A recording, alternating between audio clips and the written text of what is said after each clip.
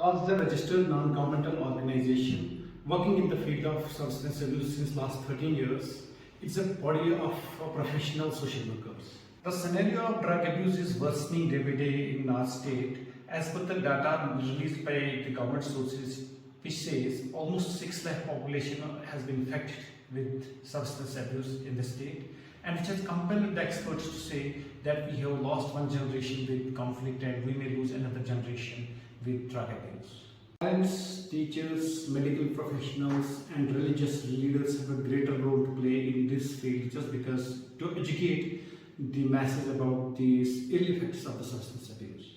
We have established a 15-bedded de-addiction centre at Tral of district Pulwama under the patronship of Social Welfare Department and UT Administration with support of Ministry of Social Justice and Empowerment.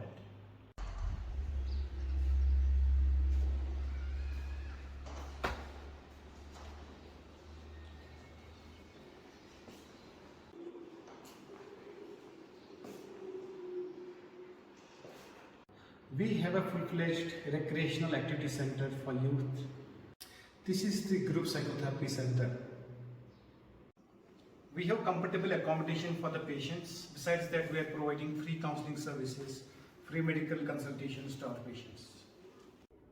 Besides the medical support, we are providing different kinds of psychotherapies to the patients, like motivational enhancement therapy, family therapies, group psychotherapies, and cognitive behavioral therapies to our patients who are being hospitalized over here.